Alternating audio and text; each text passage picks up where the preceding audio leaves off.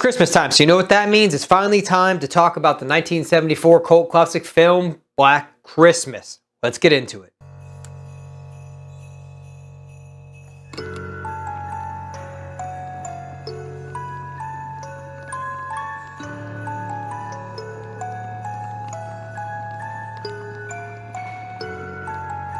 Hey everybody, welcome back to the Nightmare Collective. I'm Chris, thanks for stopping by and watching my review for Black Christmas. So Black Christmas was directed by Bob Clark and most notably stars Margot Kidder, who you might recognize from the original Amityville Horror or her stint as Lois Lane in the Christopher Reeve films. So when you're watching this film with your small children like you do, and you're nestled around the fire and you're watching it and you're like, hey, who's that drunk lady that's giving alcohol to children? That's who it is. I guess Amityville really did mess her up before she was Lois Lane. I don't know, but she does give alcohol to kids, you know, so we're starting this movie out right.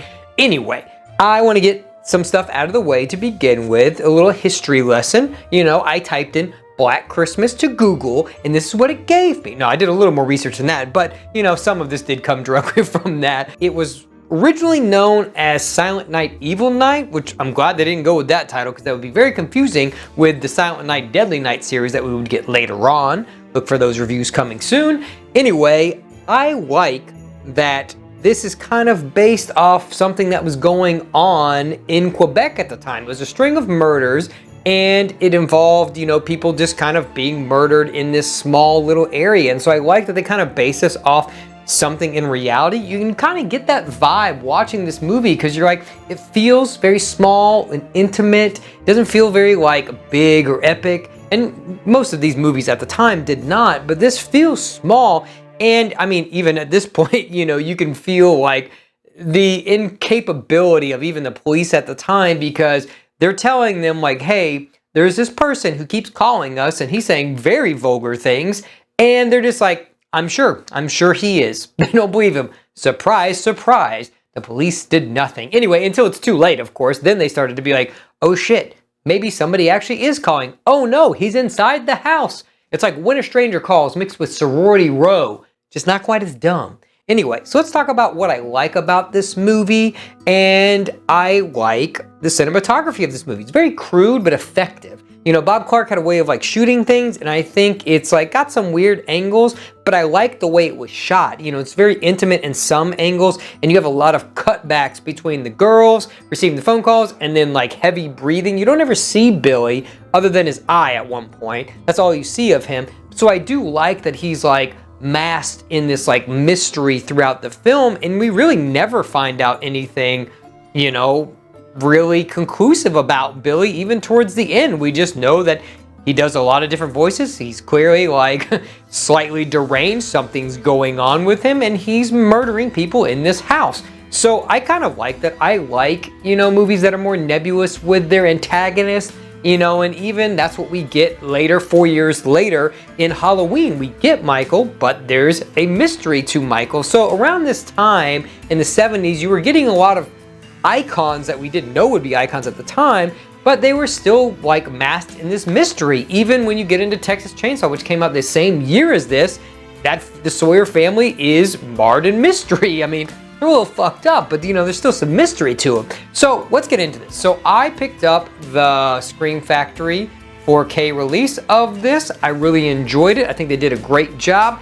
I think the packaging leaves something to be desired, if I'm honest. I know it's a less is more thing, which I guess can be paralleled to this movie. Less is more in this film. We get no tits, no gore, no thank you, is what I always say. That's the adage I always say. I'm just kidding. Anyway, I think the transfer was great. So if you're looking for an upgrade, you know, from like an old DVD or something, this is a great, you know, very faithful like transfer of the film. I think the audio is well done. I think there's a lot of good special features that have been brought over, a couple new ones. So overall, I think it's a good package from Scream Factory. They've been killing it this year. So let's get into what else I like about the film. So like I said, I like the slow-paced nature of it. There was one thing that stood out to me in the film, which I'll get into. I don't want to like belabor like the point that it's making, but it was just interesting because when you go back and watch some movies from 30 years ago, sometimes the things they were dealing with then parallel to what we're dealing with now. And this was one instance that was the case.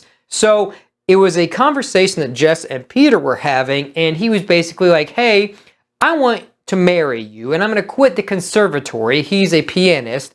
And she's like, wait, I don't want to marry you.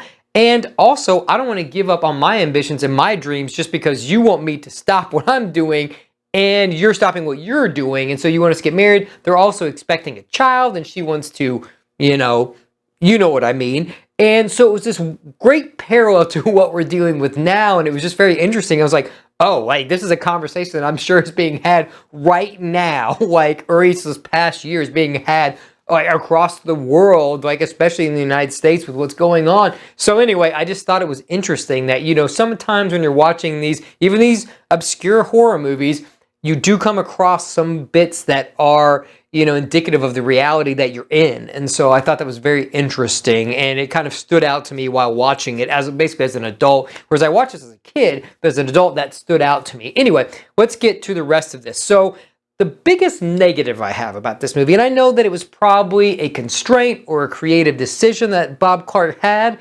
but I don't really like that all we see of the kills is the aftermath. Like I said, like this packaging, a less is more approach does sometimes work, but I wanted to see some of these kills. I wanted some gore, and like I said, the 70s weren't like indicative of a lot of gore that happened in the 80s.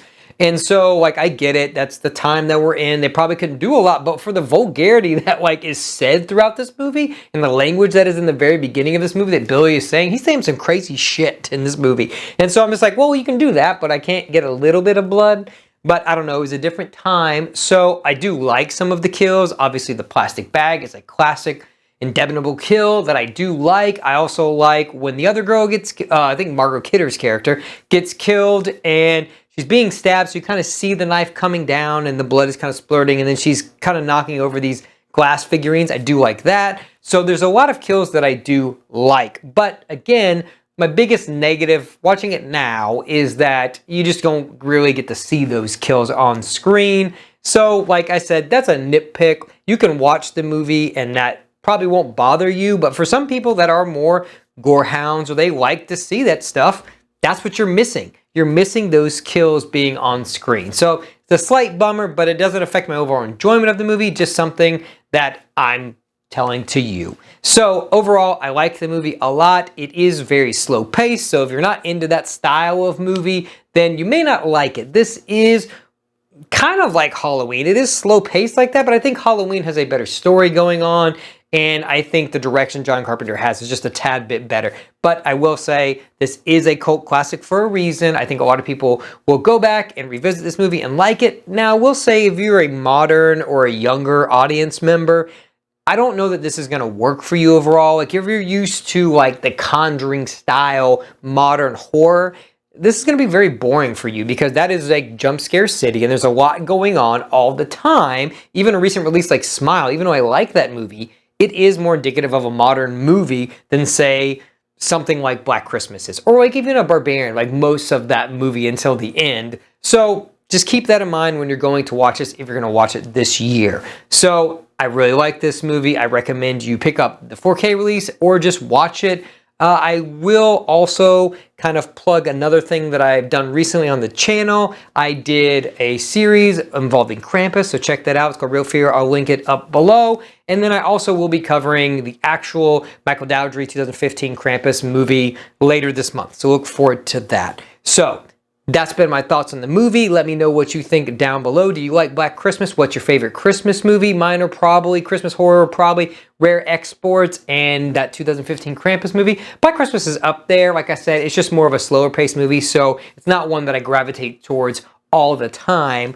But that being said, I think you should check it out. Thanks for watching my review. Thanks for sticking around through the whole thing. If you did, you're a class act, sir or ma'am. But anyway, that's all I've got. If you like what we do here, consider becoming part of the collective, and don't forget, some doors should never be opened.